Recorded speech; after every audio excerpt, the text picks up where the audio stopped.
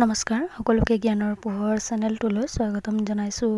আমাৰ আজিৰ এই ভিডিঅ'টিত তোমালোকৰ বাবে লৈ আহিছোঁ ক্লাছ 7ৰ সমাজ বিজ্ঞানৰ চেপ্টাৰ 10 মৌৰ্য যুগৰ পৰৱৰ্তী ভাৰতবৰ্ষ পাঠ্যৰ সকলোখিনি প্ৰশ্ন উত্তৰ। ভিডিঅ'টোৱে ভাল লাগিলে লাইক কমেণ্ট আৰু শ্বেয়াৰ কৰিবা। চ' ষ্টুডেণ্টছ, তোমালোকে তোমালোকৰ পাঠ্যপুথিখনৰ পেজ নম্বৰ 103 উলিয়াই লোৱা। ইয়াত ওপৰত চোৱা অনুশীলনী 1 নম্বৰত লিখিছে উত্তৰ দিয়া।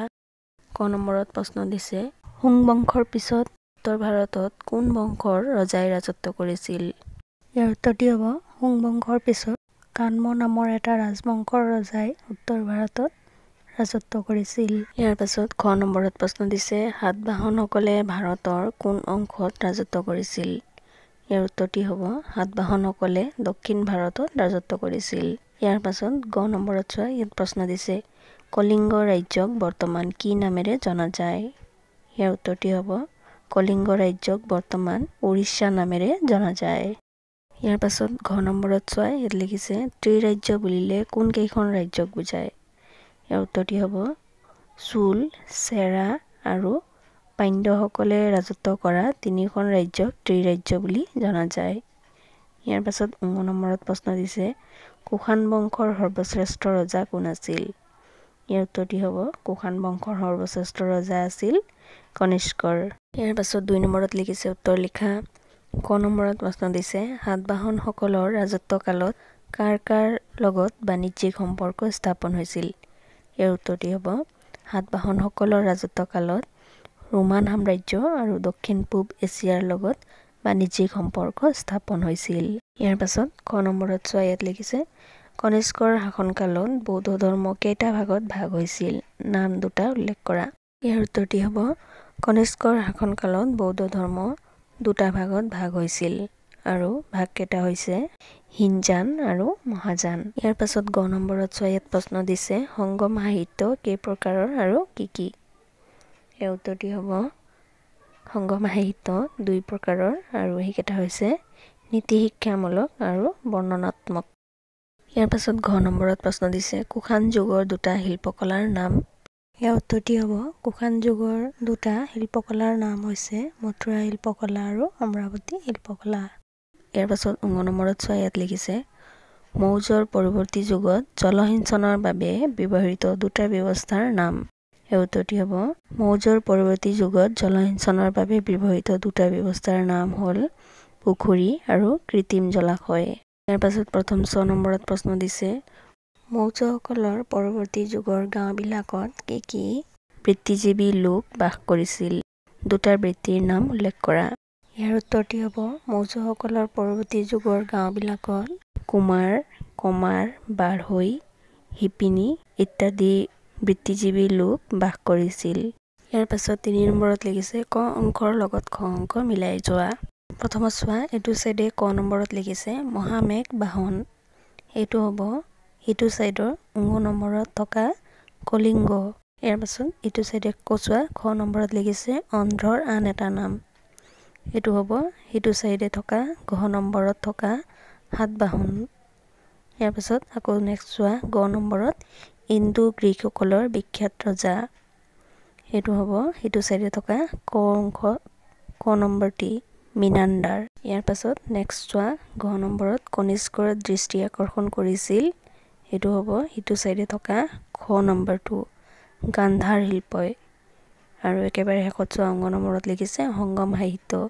এইটো হ'ব এইটো চাইডে থকা গ নম্বৰটি তামিল কবি সন্মিলনৰ সাহিত্য আছিল। ইয়াৰ পাছত নেক্সট 4 নম্বৰত চোৱা ইয়াত লিখিছে শুদ্ধ উত্তৰ বাছি উলিওৱা। ক নম্বৰত লিখিছে সাতবাহন ৰাজ্য প্ৰতিষ্ঠা কৰিছিল জয়েন্দ্ৰ থে হিমুকে বাসুদেৱে। এইটো হ'ব হিমুকে।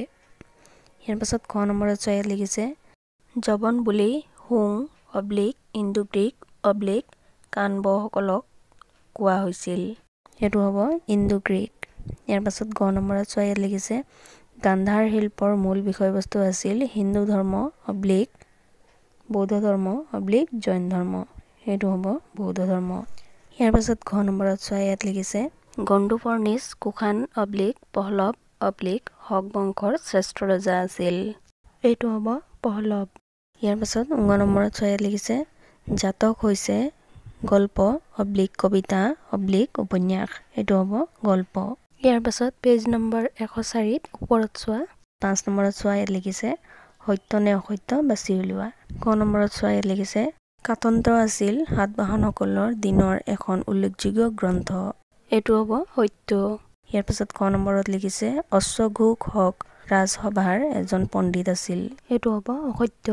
ইয়াৰ পাছত গ নম্বৰত চোৱা সংগম সাহিত্য সংস্কৃত ভাষাত ৰচনা কৰা হৈছিল। এইটো হ'ব অসত্য। ইয়াৰ পাছত ঘ নম্বৰত চোৱা মিনাণ্ডাৰে হিন্দু ধৰ্ম গ্ৰহণ কৰিছিল। এইটো হ'ব অসত্য।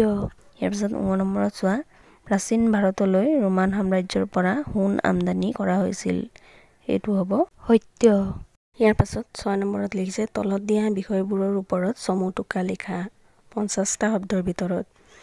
ইয়াত চমু টোকা লিখিব কৈছে 50টা শব্দৰ ভিতৰত। ক নম্বৰত লিখিছে অৰ্থনীতি সমাজনীতি আৰু সংস্কৃতিৰ ওপৰত আলোকপাত কৰি কনিষ্কৰ ৰাজত্বকাল বৰ্ণনা কৰা। ইয়াত কনিষ্কৰ ৰাজত্বকাল বৰ্ণনা কৰিব কৈছে। ইয়াৰ উত্তৰটি হ'ব কনিষ্কৰ দিনত দেশখন অৰ্থনীতিৰ ক্ষেত্ৰত আগবঢ়া আছিল। আন্তঃবাণিজ্য আৰু বহিঃবাণিজ্যই উচ্চ শিখৰ পাইছিল। তেওঁ সাহিত্য সংস্কৃতিলৈ উল্লেখযোগ্য বৰঙণি আগবঢ়াইছিল। তেওঁৰ দিনতেই চৰক সংহিতা আৰু পতঞ্জলীৰ মহাভাষ্য ৰচিত হৈছিল।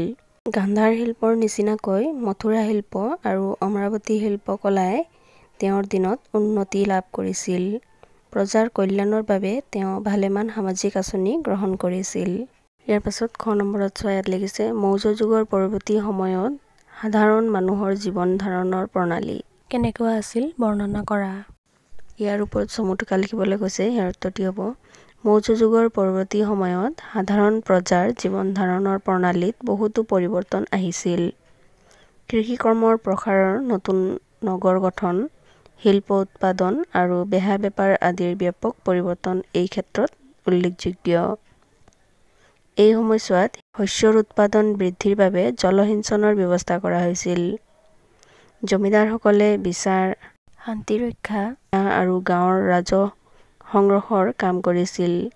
গাঁওবোৰত বাঢ়ৈ শিপিনী কুমাৰ কমাৰ আদি বিভিন্ন বৃত্তিধাৰী লোক আছিল। ওচৰ পাজৰৰ কৃষক আৰু পশুপালকসকলে নগৰৰ মানুহৰ বাবে খাদ্যৰ যোগান ধৰিছিল। নগৰ কিছুমান প্ৰাচীৰেৰে আৱৰা আছিল। আজিৰ ভিডিঅ'টি ইমানেই। শেষলৈকে চোৱাৰ বাবে ধন্যবাদ।